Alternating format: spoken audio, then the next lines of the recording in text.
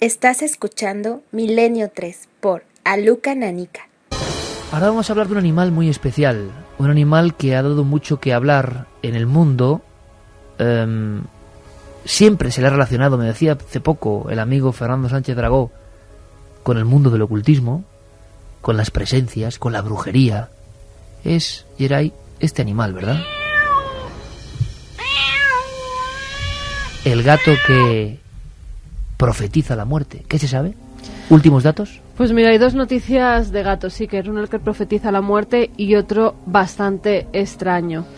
Uno se ha encontrado en Arizona. Tenemos incluso las fotografías donde se puede ver los restos de lo que parece ser un gato común, con algunas anomalías, porque tiene unos colmillos muy desarrollados, el cuello un poquito más largo de lo normal, las patas son las normales de un gato común, pero las pezuñas son bastante más grandes. Además parece, el cadáver está muy descompuesto, pero parece que tuviera alas en su espalda o algo que se podía parecer.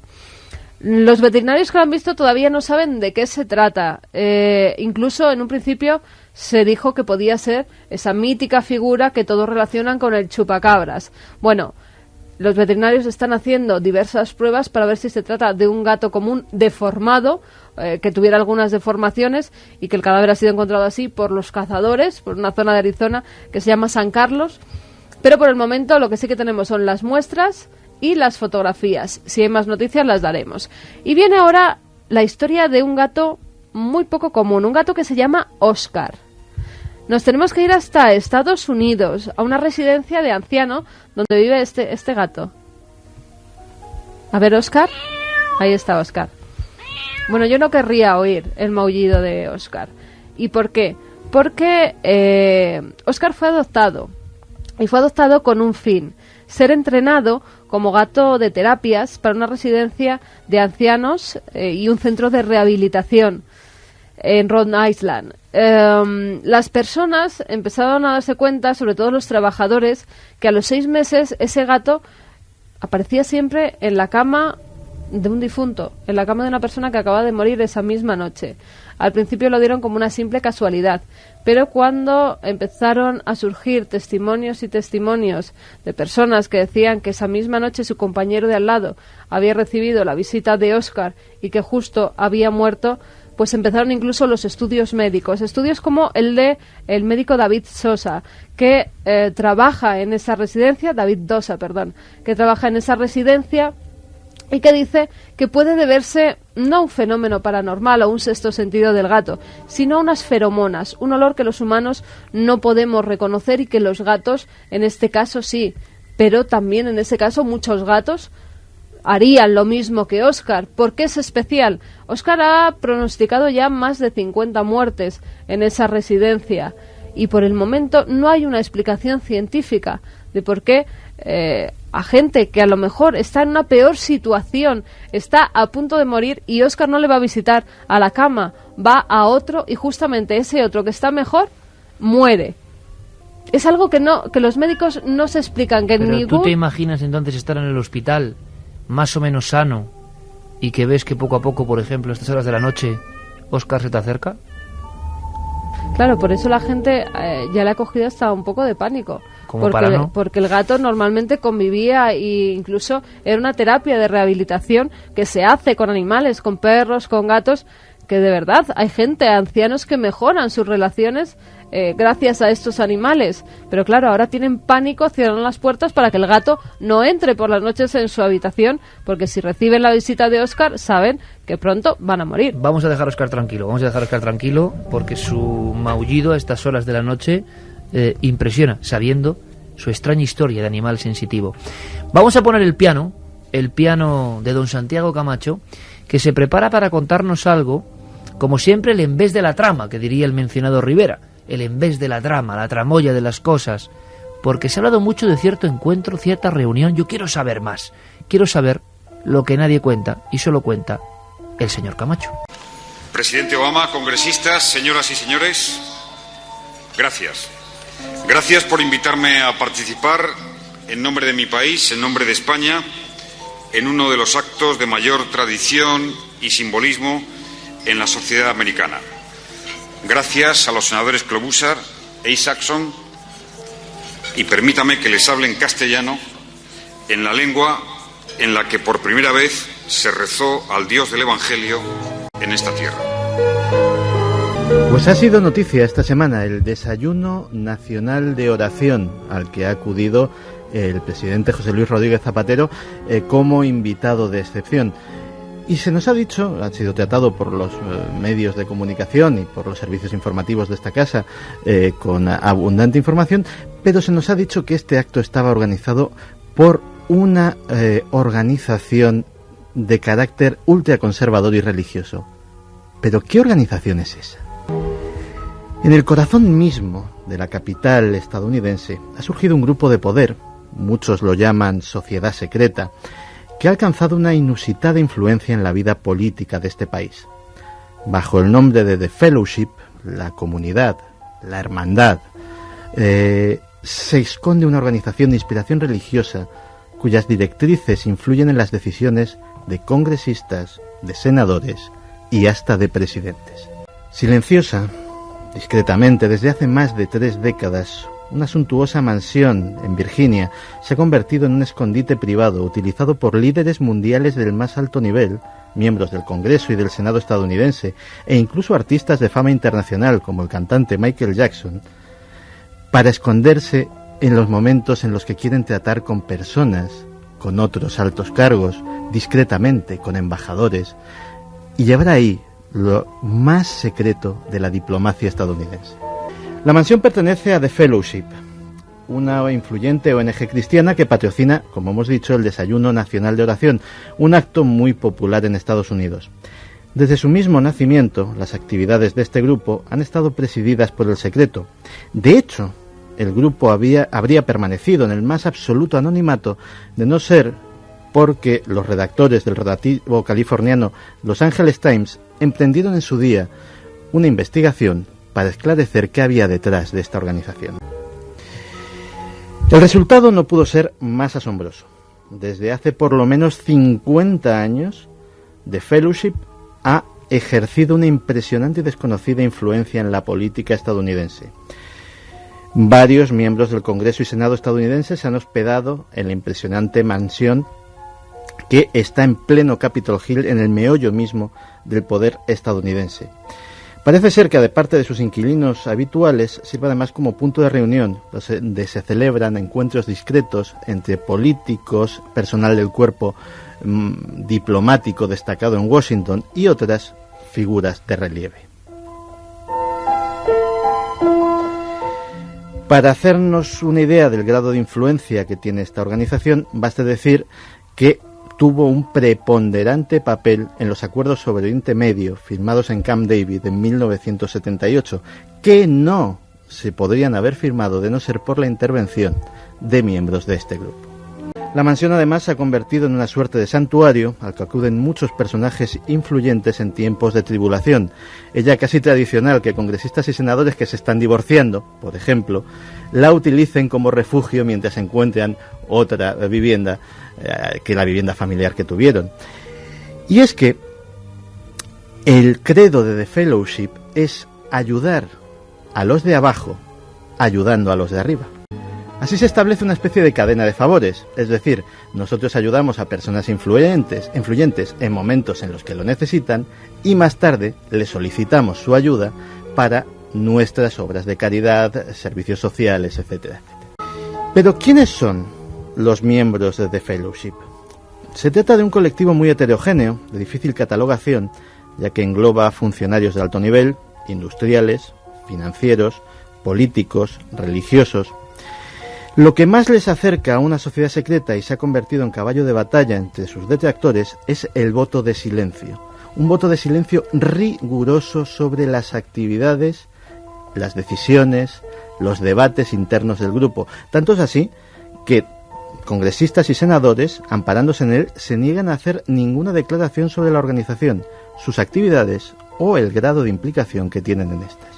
En la actualidad, el grupo se expande con rapidez entre los altos mandos del ejército y miembros del cuerpo diplomático destacado en Washington, que eventualmente serán utilizados como punta de lanza para extender su influencia a otros países y convertirse en un grupo de presión a escala mundial. Su ideal, su modelo, es ser para el mundo protestante lo que el Opus Dei ha sido para el mundo católico. Y además, Santi, si se me permite el símil, hay algo de Club Bilderberg en este aspecto, reuniones que nadie puede saber, políticos de muy diferente signo, unidos por un desayuno de oración, por ejemplo, y reuniones donde se habla de cosas que no se hablan en público y que se guardan en secreto absoluto. Efectivamente, mira, muy recientemente, precisamente a colación de esto, pues ha habido un telefilm muy exitoso sobre la vida del presidente Suárez. Y en él, por ejemplo, se relataban pues los encuentros que tuvo antes de que estuvieran legalizados los partidos en España, tanto con Santiago Carrillo como con Felipe González. Encuentros que el de Felipe González tuvo lugar en una casa de un periodista, amigo común de ambos, en Madrid, y para el de Carrillo, que era mucho más comprometido, esto no sale en la película, pero lo añado porque la anécdota tiene su cierta gracia, pues se le dio a la hija de Suárez el nombramiento de fallera mayor, con lo cual se justificó un traslado a Valencia que se aprovechó para que tuviera lugar, y sin que nadie sospechase, la reunión con Santiago Carrillo. Pues en la mansión de la hermandad, en la mansión de este grupo, es donde ese tipo de reuniones que nadie puede ver, donde se juntan personas que son antagonistas, donde diplomáticos de países que pueden estar en guerra pueden reunirse sin que a nadie le parezca extraño ni haya micrófonos de por medio, pues ese es el gran poder, digámoslo así, que están teniendo en la política tanto interior como exterior estadounidense. Pero permíteme una cosa, Santi, importante. Tú leías trozos, renglones de una serie de artículos que tú publicaste, ¿cuándo? Pues eso no lo he mencionado por modestia. Bueno, pero estoy yo para decirlo. Pero creo, y si no es así, pues que me corrijan, que para eso están las vías de contacto. Creo que es debido de ser de las primeras personas que en su época, pues hará como 10 o 15 años, escribí un día en la revista Enigmas un reportaje sobre esta organización que me pareció curiosa con todo este invento del Desayuno Nacional de Oración, etcétera, etcétera. Y la verdad es que me ha llamado mucho la atención que efectivamente al ser invitado como orador estrella el presidente Zapatero, pues se haya vuelto a poner de actualidad este tema, pero no se haya rascado en el trasfondo que tiene esta organización que es muy interesante. Pero yo simplemente tengo que decirlo porque es nuestro equipo. Hace 12, 13, 14 años, en una revista, entre comillas, que se entienda, marginal, de temas marginales, que muchos miran por encima del hombro como Enigmas, Santiago Camacho ya escribía sobre esto, y de repente esto está en todas las portadas del mundo, con mucha sorpresa, nadie sabe quiénes son, y de pronto todo el mundo dice, caramba, qué curioso, desayuno, oración, Obama, Zapatero. Pues el señor Santiago Camacho ya hablaba de esta curiosa hermandad hace 15 años. Oye, dicho queda. Por cierto, investigación de nuestros compañeros Fermín Agustí y Carlos Largo. Yo pediría mucha atención, extraordinaria atención, para este documento a dos voces que vais a escuchar, porque están pasando cosas, y algunas en España, increíbles. Tienen que ver con el poder de comunicación de la mente humana. No han tenido, yo creo, el eco que deberían haber tenido, porque, claro, hay cosas que tienen que ver con la posible conexión de cerebros que pensábamos que estaban completamente desconectados ya, por el coma, por ejemplo. Pero también, aquí en España, ha habido un casco que puede ser casi prodigioso, que ha permitido cosas dignas de la ciencia ficción. Bueno, todo eso en este reportaje, la mente humana y sus límites. Científicos de Bélgica y Reino Unido han conseguido comunicarse con pacientes en estado vegetativo a través de unas novedosas investigaciones. El psiquiatra forense, el doctor José Cabrera, nos adelanta lo que las familias de afectados en coma siempre han querido, que ellos pudieran escucharles. Ya sabemos lo que las madres de los hijos en coma sabían hace mucho tiempo, que cuando se está con un chaval en coma y se le está leyendo algo, existe dentro de ese cerebro existen puntos que responden a ese estímulo, y eso es realmente apasionante. Ahora ya es toda una realidad. a través de la utilización de una resonancia magnética funcional que muestra imágenes de la actividad cerebral de los pacientes en tiempo real, lo que significa que es posible detectar todas sus respuestas. Nos lo cuenta José Manuel Nieves, director del área de ciencia de ABC. Normalmente todas las personas, según cuando hacemos nuestra actividad normal diaria, vamos utilizando para ello determinadas partes de nuestro cerebro, ¿no? Esas zonas, si tú utilizas imágenes por resonancia magnética, MRI, es decir, si te hacen pensar en ese tipo de cosas, en el escáner lo que aparecen son zonas de tu cerebro que se iluminan según la actividad que tú estés haciendo.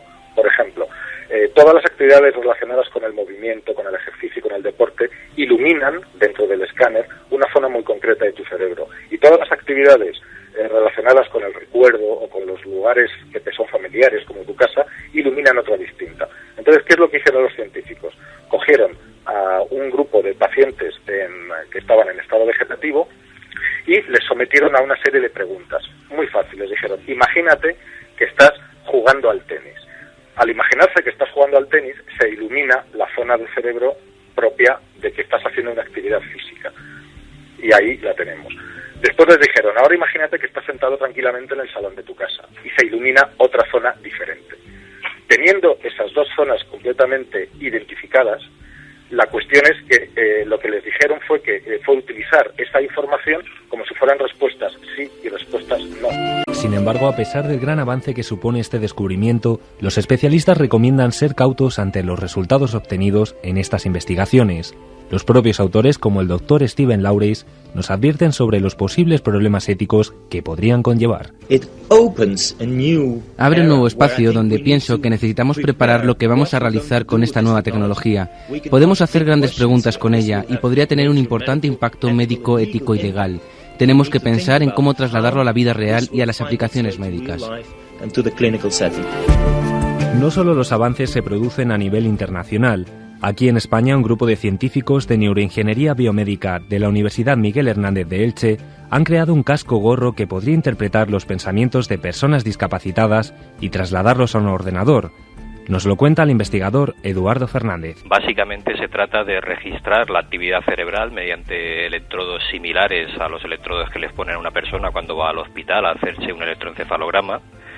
Esa información se manda a un ordenador y el ordenador es capaz de interpretar qué es lo que pretende hacer el sujeto. Por ejemplo, pues escribir una palabra, una letra o desplazar un ratón en el ordenador, hacer clic.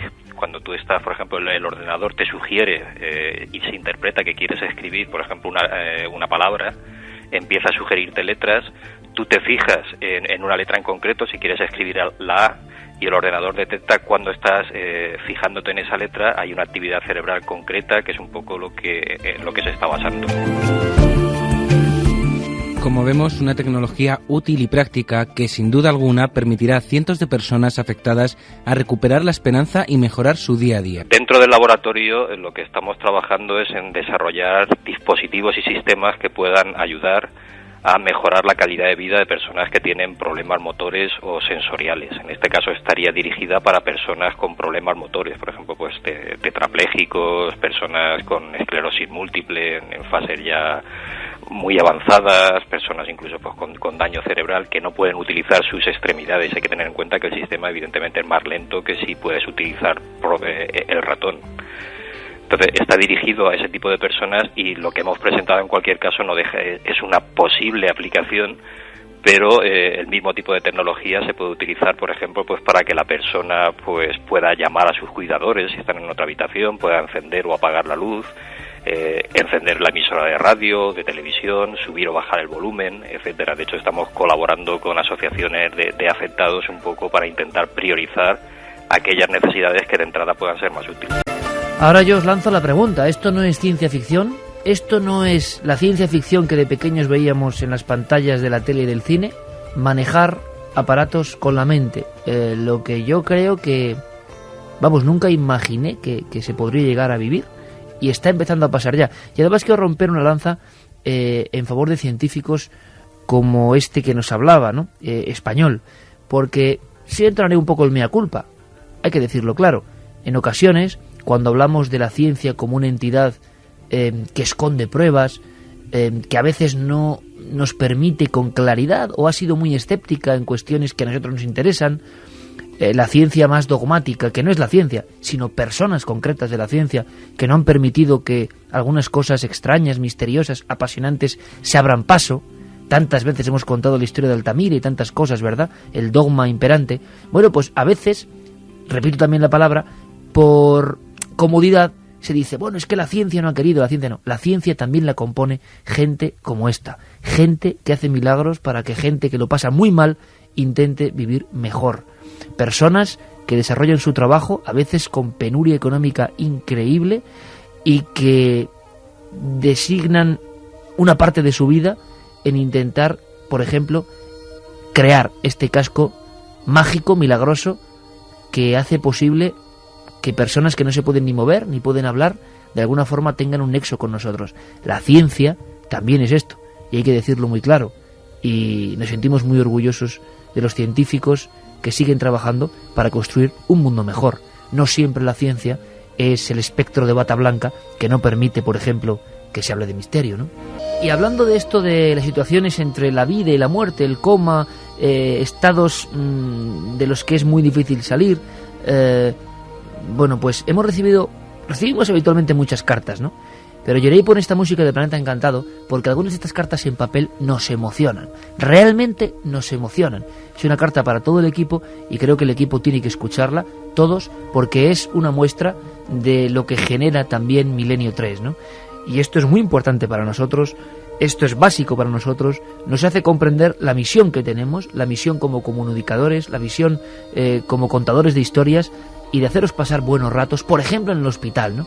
Hemos recibido cartas de personas que han estado muy enfermas, la familia nos pedía detalles, pero esta carta, por ejemplo, que tiene Carmen ahora entre las manos, en fin, no sé qué comentario ponerle. Quizá lo mejor, Carmen, es leerla, porque además es de unos colegas que no conocemos, pero colegas de profesión, y cuentan una historia que, en fin, muestra la ligazón que tienen con nuestro programa.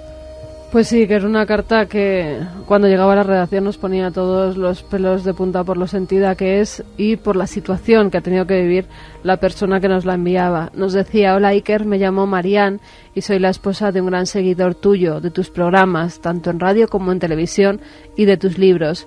Quería pedirte algo. Resulta que mi marido ha estado en coma durante una semana y sigue en la UCI de Denia en estos momentos.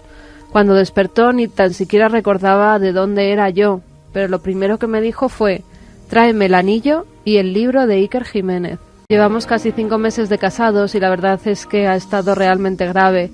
A mí me gustaría que pudieras mandarme alguna dedicatoria de ánimo para que se recuperara pronto. Sería algo muy alentador en estos momentos tan difíciles y de soledad para él. Él es un apasionado de todo lo paranormal. Se llama Víctor Buigues, tiene 37 años, es cámara y vivimos en Denia. Nos conocimos trabajando. Yo también soy periodista. Iker, muchas gracias por tu amabilidad y espero que pronto podamos verte, mi marido y yo juntos, los domingos por la noche en casa, como siempre solíamos hacer. Admiramos tu profesionalidad y sobre todo cómo sabes contar las cosas, cómo transmites tu pasión. Un saludo, Marian. Bueno, pues lo único que puedo hacer es contestar en plural, porque yo soy individuo, pero el programa y lo que vosotros recibís lo hacemos muchas personas que bien conoce Víctor seguro: Santiago, Juanje, Guillermo León, Carlos Cala, Carlos Largo, Fermín Agustí, Geray, Noel, una familia muy grande, ¿verdad, Carmen? Una familia muy grande. Sí. Javier Pérez Campos, los amigos que estaban hoy, o sea, todos, ni siquiera solo el equipo habitual, sino todos los que vienen aquí tienen un poquito, ¿no?, de esa misión, que es llevaros unos momentos de reflexión, de imaginación, de fantasía. En fin, amigo Víctor, no hablo por mí, sino por todo este equipo inmenso, y solo te deseo lo mejor. Te deseo que los hados, que los misterios, que las energías que mueven el mundo te sean propicias y te ayuden, te den un impulso, te insuflen alas, y que dentro de muy poco no solo nos veas, sino te pases por aquí, nos saludes, disfrutes de la compañía. Y, en fin, que estamos convencidos, te lo digo con todo el ánimo, estamos convencidos de que te va a ir bien, de que vas a salir de ese trance, de que vas a salir de ese momento complicado, y es una ilusión la que nos das. No solo te ayudamos nosotros a ti, sino que tú nos ayudas a nosotros en momentos importantes para comprender lo que somos y por qué hacemos lo que hacemos. Así que, amigo, muchas gracias Y no solo a ti, Víctor, sé que lo entenderás, sino a toda la gente que ahora, por ejemplo, está en un hospital, que está sola, que lo pasa mal, pues ese mismo impulso, ese mismo espíritu, ese mismo oxígeno que se tiene que meter en el alma y tiene que intentar que peleemos por estar mejor. Y tu pelea, la tuya, es importante y vas a salir victorioso, como dice tu nombre. Amigo, saludos cósmicos, milenarios, mucha suerte, alegría para ti. Entenderéis que es que uno no sabe ni lo que dice, porque es muy difícil, ¿no? Es complicado, sí, pero ha tenido una experiencia que solo la podrá comprender en algún momento, una experiencia iniciática en la que mucha gente en ese estado recuerda estar en muchos sitios, en muchos lugares, con personas a las que quería. Y también es muy importante, porque parece que no, pero yo he visto a enfermeras hablar a gente que estaba en coma, y es importante que los familiares hablen a esas personas que en ese momento están viviendo un trance, pero que gracias a Dios, por ejemplo, en el caso de Víctor, ha vuelto, ¿no? Con una esposa tan joven, con una esposa con la que empieza una nueva vida, pues ha tenido que regresar, y nosotros le damos la enhorabuena por eso. Y que estarán los dos seguro escuchándonos, y anda que no nos quedan por vivir historias. Santiago. Mi abuela tenía una coletilla que decía muchas veces que era: en una vida muchas vidas. Y qué buena. Y la verdad es que en momentos como este uno se da cuenta de la cantidad de vidas que rozamos todas las noches, aunque solo sea un poquito, aunque solo sea como el leve roce de una pluma. Pero si ya en cada vida, pues en la de tuya, en la mía, en la de cualquiera de nuestros oyentes, pues están todas las vidas de todas las personas que hemos conocido, fíjate la cantidad de vidas en las que están las personas que nos conocen a nosotros sin que nosotros lo sepamos. Es una de esas cosas que no sé muy bien por qué, ni sabría justificarlo, pero que esta noche, en este instante, a mí me ponen los pelos de punta. Un abrazo de todo el equipo que hace Milenio, que hace Cuarto Milenio, que se sube en esta nave, y que al final lo importante es esto, pero más de cualquier historia, ¿no? Estamos para pasar buenos momentos juntos, para motivarnos juntos, para ir un poco a contracorriente juntos, ¿verdad? Hasta para sentirnos que somos una inmensa minoría porque, en fin, vemos que el mundo está muy complicado y nosotros vamos con otras historias. Hemos recibido otra carta muy emocionante, para mí muy emocionante, y fíjate si es emocionante, Santi, tú lo vas a entender muy bien, se lo decía Carmen, es una carta que, bueno, no vamos a leer porque, en fin, pues por modestia, ¿no? Pero la escribe Damián Santiago Lago. Damián Santiago Lago es un compañero de Radio Gorbea. Estos compañeros eran de Canal Nou en Valencia, Víctor y su esposa. Este compañero es de Radio Gorbea, y me he dado cuenta que este chico, Damián Santiago, bueno, pues desde la época en que yo hacía aquel boletín, La Última Hora, él se suscribía. Era uno de los que sí, era uno de los que enviábamos en el sobre, aquella revistilla que hacíamos, ¿no? Y en el fondo es una carta de esas que te dice: oye, qué ilusión estar con vosotros, ¿no? Y ¿sabéis lo que ocurre? Que muchas veces con internet, con los mails, como es tanta la cantidad de información que recibimos, por ejemplo ahora que vamos a leer algunas de las informaciones, es tanta y tanta que a veces no te da tiempo a procesarla, y en ocasiones la carta de papel hace que te detengas, y cuando tienes estos mensajes, pues bueno, que son emocionantes, amigos, son auténticamente emocionantes. Gracias por estar ahí. Hace poco lo pensaba, Santi. Yo llevo una década en la cadena SER, ¿eh? Este equipo lleva prácticamente lo mismo, pero una década en la cadena SER y un lustro en la televisión. No está mal, ¿eh? Son muchas vidas. Los programas también son muchas vidas, Santi. Qué buena la cita de tu abuela. Lo decía. Las abuelas son sabias, ¿eh? Lo decía muy a menudo. En una vida, muchas vidas. En una vida, muchas vidas. Bueno, es que eso es sabiduría y saber titular, ¿eh? Sí, sí. Y fíjate que hay algo de sincronicidad porque estaba, pues, esta semana catalogando mis libros y tal, y es curioso porque entre las páginas de uno me encontré, yo creo que la primera carta elogiosa que alguien mandó a la revista Enigma, segunda vez que lo citamos hoy, ese periodo, sobre un artículo mío. Ni me acordaba de la existencia de tal carta, pero de repente un sobre tal, Santiago Camacho, redacción, lo abro, ¿qué será esto? Y claro, cuando ya iba por la mitad y no lo guardé por vanidad, lo guardé yo creo que por cariño, ¿no? Y por que fue yo creo que el primer reconocimiento de verdad, del que valoras, que es del de la gente que te diriges. Y es curioso porque efectivamente guardar eso, el papel, ahora que están tan de moda los libros electrónicos, que yo soy un fanático de la tecnología y creo que todo tiene que avanzar, pero efectivamente el papel tiene una magia, algo mágico, que ¿verdad? no tiene el beat. Si algún día sacáramos las miles de cartas que conservamos, ¿verdad? De todas esas cartas que nos manda la gente a la radio, a la televisión, que nos enviaban a la revista. Y también que respondemos en global y tienen que entenderlo la gente, ¿no? Porque yo lo entiendo. La persona que con mucha ilusión, igual desde un hospital, o nos envía un mail y a veces te lo encuentras, oye, no respondiste, es que es físicamente imposible responder a todos. Y en ocasiones por eso respondemos de esta forma y os dedicamos unos minutos porque os sentimos pues con ese lazo tan importante, ¿no? Sin ese sentido que tenéis muchos, la inmensa mayoría de nuestros oyentes, sin esa forma de orgullo de pertenecer a esta familia, nosotros desde luego, amigos, no llevaríamos aquí el tiempo que llevamos. Eso está clarísimo y vamos, es una misión que hacemos entre todos, los que estáis al otro lado y nosotros.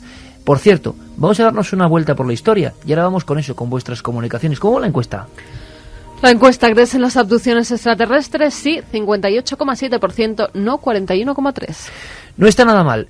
Nacho Ares nos trae algunas informaciones interesantes, hallazgos, la Biblia por en medio, documentos sobre un evangelio que dicen que es falso, 1000 historias, director de la revista de arqueología, compañero de Ser Historia, y después mensajes importantes. Una de las joyas de la Universidad de Chicago, el Códice de Marcos Arcaico, es, según expertos de Estados Unidos y del Reino Unido, una falsificación realizada a finales del siglo XIX o principios del XX. Escuchamos a Antonio Piñero, catedrático de Filología Griega de la Universidad Complutense de Madrid. Este es un caso más, precisamente, de los múltiples falsos que se han producido a lo largo de la historia con manuscritos del Nuevo Testamento. Así que esto pues es uno más. Prácticamente el que se demuestre que un manuscrito del siglo XIV es falso no afecta para nada a propósito de los testigos o manuscritos que tenemos del Evangelio de Marcos. Las sospechas comenzaron hace más de 6 décadas, pero no fue hasta el año 2007 cuando por fin se dio permiso a que un equipo de expertos internacional lo estudiara. Las nuevas técnicas han sacado a la luz el uso de pinturas modernas y contradicciones lingüísticas. En textos falsos antiguos se han dado en todo tipo. Para mí el más sonado ha sido el último, pues una inscripción en un osario, una especie, digamos, de depósito de huesos en el que se falsificaba una inscripción en el que parecía Jesús como hermano de Santiago. La Universidad de Chicago conservará el Evangelio de Marcos Arcaico para promover el estudio e investigación de falsificaciones de documentos antiguos. René Descartes, el célebre filósofo y matemático francés del siglo XVII, fue asesinado. La noticia es sorprendente. Nos lo cuenta Carmen Vela, corresponsal en Berlín de la cadena SER.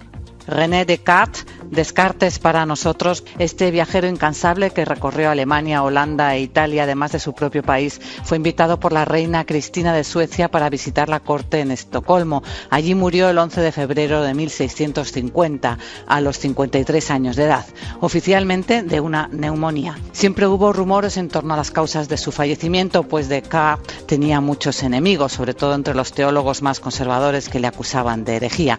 440 años más tarde, la teoría de su posible asesinato cobra relevancia. Ya en 1980, el filósofo alemán Eike Pies sostenía esta tesis. Descartes pudo morir por envenenamiento con arsénico. Ahora es otro profesor de filosofía alemán jubilado, Theodor Ebert, el que aporta nuevas revelaciones. Durante 3 años, Ebert ha investigado los archivos desde Estocolmo a París siguiendo las posibles huellas del crimen. Aunque no ha logrado pruebas materiales concluyentes, el profesor de Erlangen describe una cadena de indicios muy convincentes. La teoría de Ebert de su libro La enigmática muerte de René Descartes es que el revolucionario francés fue envenenado por la Iglesia Católica. El capellán Biogué de Estocolmo le habría dado para comulgar una hostia bañada en arsénico o algo muy similar. Los restos humanos de un hombre descubiertos en una tumba de Boutier-Boulancourt, al sur de París, con evidencias claras de haber superado con éxito una amputación hace casi 7.000 años, han obligado a replantear la historia de esta disciplina médica. La ausencia de uno de los brazos en el enterramiento, así como el perfecto corte que se puede ver en el hueso, demuestran que la operación fue todo un éxito. Vamos a ir casi con los ganadores, Iker, porque hay 10 pósters. Y con esta maravillosa pósters. Música que les pone Jedi Mike Oldfield. Brutal. 10 pósters de la cuarta fase. Y como los mensajes son larguitos, pues vamos a acabar con ellos. ¿Sabes ¿vale? lo que me Con decía Javier ganadores. Sierra? Que le había emocionado la cuarta fase. ¿Qué? Y a mí también. Hay un fragmento que como no tiene mucho sentido, pero que de repente hablan de los sumerios y conectan con los extraños astronautas de la antigüedad, te ponen los pelos de punta. Sí, a mí me gustó la grabación, esa medio psicofónica. Sí, pero te ponen los pelos de punta ese momento, Daniken total. Un día tenemos que hablar de un personaje que aquí ha salido muy poco. Zacarías Sitchin. A punto. Vale. Vamos con los ganadores. El primero es Manuel de Zaragoza, que dice que en el 83 su jefe y él estuvieron unos minutos enfrente de una nave extraterrestre a unos 20 metros, que existen, que están ahí y que de miedo, que dice el contertulio, nada. Que no digamos barbaridades, cuando estamos frente a ellos eres incapaz de hablar, pensar ni actuar. Sí creo en las abducciones. Otro de los pósters es para Antonio y Marina desde Ginés. Nos dice, creo en las abducciones y en los extraterrestres. Creo que nos vigilan desde hace mucho tiempo y que algún día no muy lejano nos visitarán. Leganés, Miguel Pérez, entre todos los abducidos hay alguna marca o seña en el cuerpo que sea común, señal me imagino, entre ellos, por ejemplo, en el lado derecho, una mella en la carne. No, las más habituales son las que se dan por sangrado en nariz y oídos frecuente y poco natural, y luego en la parte interior de codos y rodillas, o sea, lo que sería dentro de la articulación, que aparezca algún tipo de protuberancia o básicamente cicatrices no explicadas que aparecen prácticamente en cualquier parte del cuerpo, con lo cual no hay una marca del abducido. Otro póster para Marisa, que dice, yo hace unos años tuve sueños telepáticos con un pequeño ser extraterrestre, decía que en su planeta no había guerras y que su civilización era pacífica. José de Móstoles es otro de los ganadores. Apariciones, visitantes nocturnos, abducciones, poltergeist, fantasmas, ¿no serán distintos fenómenos que parten de un mismo origen? Fátima de Cádiz es otra de las ganadoras. Creo que a veces sí se tratara de extraterrestres, pero oiré a los expertos, porque también creo que podría ser por causas mentales. Recuerdo una película de Walken que hablaba del tema. Mítico también... y bizarro Christopher Walken. Christopher Walken, ¿que da comunión? Claro, que era la adaptación cinematográfica del libro de Whitley Strieber. También era un hecho real. ¿Qué piensa Iker? En tu libro La Noche del Miedo creo que das por hecho que existen, nos decía David. Bueno, de La Noche del Miedo os voy a hablar ahora por una circunstancia curiosísima. Ahora os cuento. Otro de los libros para Marga, que nos decía, queridos amigos milenarios, como he manifestado, los llamados extraterrestres llevan mucho tiempo visitando la Tierra y sí, su alta tecnología y estudios sobre los humanos les han permitido conocernos profundamente, incluso a niveles de clonaciones, es de esperar que ya están instalados en nuestra sociedad. Otro de los ganadores es Nuria, que es de Madrid. Dice que una noche hace 20 años, cuando tenía 7, se despertó y a los pies de su cama vio a un ser de forma humanoide. Pero desde luego no era humano, estatura baja, cabeza grande y vestía unas extrañas ropas con una especie de túnica. Su sentimiento, miedo y angustia. Y el último de los ganadores es para Isaac de Cáceres, que nos preguntaba, ¿cualquier persona puede someterse a la hipnosis cuando quiera? ¿Qué debe hacer? Pues la clave, lo que hemos dicho, ponerse en contacto con personas. Hemos dado los datos y os doy un dato más. Esto me lo contaba nuestro compañero Geray. Los amigos de La Rioja, lo está organizando un compañero que es Héctor González, están realizando, con una ONG, Mensajeros de la Paz, y un montón de colegas de diferentes diarios, una gran subasta para ayudar a la gente de Haití, ¿no? Que tan mal está y que hay que echarles un cable. Bueno, pues nosotros, nuestro equipo, vamos a mandar varios libros, ¿os parece? Uno de ellos, mira, La Noche del Miedo. ¡Hala! Venga. Pero ¿por qué no hacemos una cosa? ¿Lo firmamos todo el equipo? Bien. Lo firmamos todo el equipo, Geray, tú incluido, ¿eh? Echamos una rúbrica y os podéis informar. La web es larioja.com/subasta, pero poner... Lo van a subastan los libros. Exacto, y otras cosas, ¿no? Y personajes. de famosos, me contaba Carlos Largo que está en La Oreja de Van Gogh, un montón de periodistas, un montón de grupos, de compañeros de diferentes ámbitos de la sociedad, futbolistas, han puesto cosas suyas para hacer una gran subasta por internet y que todo lo que se recaude vaya a Haití. Me hace mucha ilusión genial. colaborar.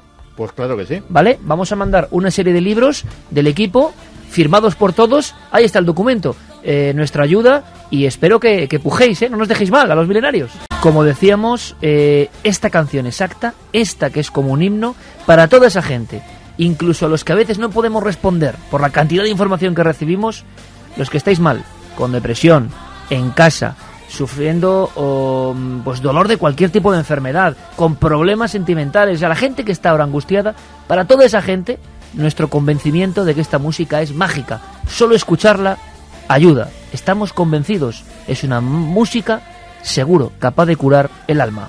Y solo nos queda, amigos, después de este debate, dossier especial sobre la cuarta fase, que si os ha gustado haremos muchos más, e incluso combativos, porque habrá gente a favor y en contra de algunos temas. Nuestra siguiente cita, como digo, es mañana, en el otro formato, en la televisión. Gracias por vuestro apoyo. Vamos un poquito antes, mañana sobre las 12 o un poco antes, estar muy atentos, por favor. Mañana viene en Santiago un invitado. Yo creo que va a aparecer, espero que no me falle, Fernando Sánchez Dragó. Caramba. Pero que va a contar esas cosas brutales que él sabe, porque es un auténtico experto en la España mágica, tú lo sabes, ¿no? Sí, señor. Gárgoles y Avidis, lo decíamos la semana pasada. Gran libro. Pues nos viene a contar cosas desconocidas por completo del otro camino de Santiago. Así que mañana muy atentos, Santi. Y mañana me cuentas algo de islas fantasmas, ¿puede ser? Y de islas con fantasmas. Venga, perfecto. De las dos cosas. Hasta mañana, Santi. Hasta mañana. Carmen, mañana nos vemos Mañana con nos Terremoto vemos. Dragó y un montón de cosas más. Sí, claro que sí. Además, si se acuerdan los oyentes de la noche que pasamos en el cementerio, pues lo podrán ver en imágenes. Pero me ha reventado la sorpresa. O sea que mañana, nada más empezar, el cementerio, uno de los más tenebrosos de España, por ¿Sí? lo grande que es y por lo que has visto allí. Sí. Mañana la grabación. Muchas íntegra, historias, íntegra. Geray, Carlos, Fermín, todo el equipo, un abrazo muy fuerte, feliz semana, alegría para vosotros. Mañana nos vemos.